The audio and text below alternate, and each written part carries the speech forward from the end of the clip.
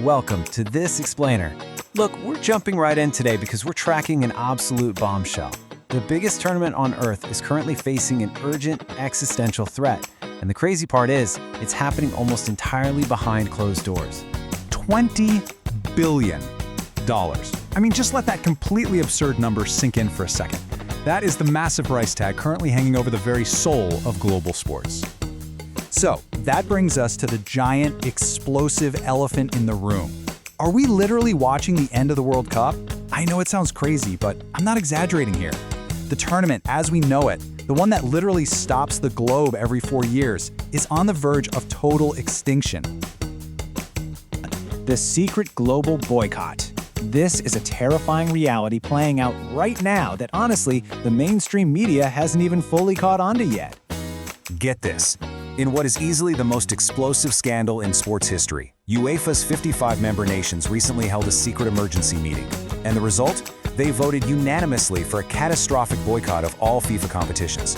Unanimously. Let me be super clear. This isn't a drill. A full-scale mutiny is underway, and if this mutiny actually holds, the next World Cup is going to be an absolute ghost town.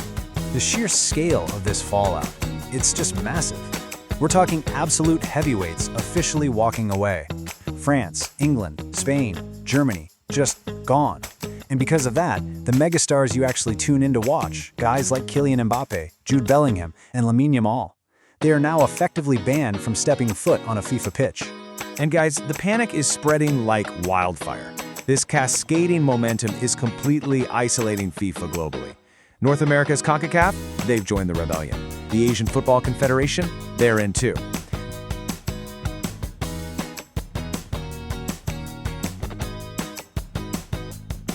The $20 billion shadow deal. Let's uncover the mastermind and the secret corporate plot that's actually causing this unprecedented global shutdown. So, the disturbing secret behind this entire global mutiny is a shadow corporate scheme, and it's masterminded by FIFA president Gianni Infantino. He quietly spun up a brand new entity called FIFA Forward Enterprise, or FFE. This is essentially a hostile corporate takeover maneuver. The goal is to spin off the absolute crown jewels of football. We're talking the global broadcasting, digital, and sponsorship rights for both the men's and women's World Cups right into this new subsidiary company. And what's the ultimate goal here? Well, it's to sell a massive chunk of this shadow company to Wall Street private equity billionaires for that mind-blowing $20 billion price tag. Critics are heavily warning that aggressive venture capital firms, including Joshua Kushner's Thrive Capital, are just waiting in the wings to seize absolute control of global football. Now, let's look at both sides of this coin fairly. FIFA publicly claims this massive cash injection is simply a charitable move, meant to fund grassroots football in developing nations. But, on the flip side, critics are calling that a flat-out lie. They argue the real motive here is pure corporate greed, basically injecting aggressive Wall Street monetization tactics into the sport to exploit massive new digital revenue streams and ultimately create a billionaire-backed monopoly.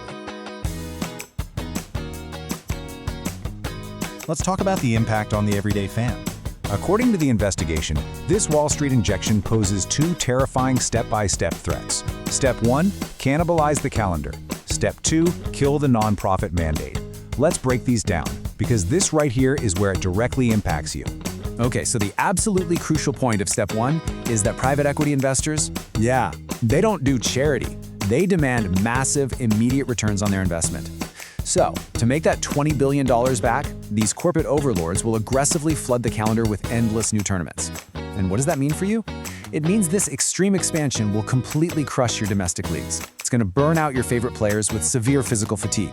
Oh, and it will siphon the TV rights money right away from your local clubs. And then we see how this dominoes into step 2, the literal death of the sport's mandate. See, right now, FIFA is legally structured as a governing nonprofit organization meant to, protect the game. But handing the keys over to Wall Street, that means football shifts entirely to focus on profit margins, quarterly returns, and commercial optimization. It is a fundamental structural shift from protecting the game to legally optimizing it for commercial billionaires. And here is the brutal reality for match-going fans. You are going to be completely sidelined. Ticket prices are going to skyrocket. Seriously, prepare to take out a second mortgage just to afford a seat in the upper nosebleeds.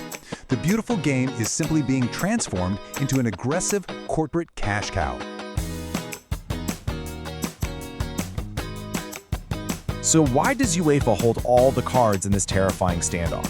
It's actually for one very simple reason. 6 of the top 10 global teams belong to them. That sheer level of dominance means that without Europe, the World Cup is essentially invalidated. And to add to that sheer dominance, European clubs physically hold the registration contracts for every single global superstar on Earth. Basically, without these specific registration contracts, the product FIFA is trying to sell for $20 billion is completely worthless. It's unwatchable and commercially unviable. Which brings us to this incredibly stark reality check from the investigation. Quote, "The beautiful game is dead, replaced by a ruthless war between football tradition and pure corporate greed." End quote. Global football is currently at a total standstill.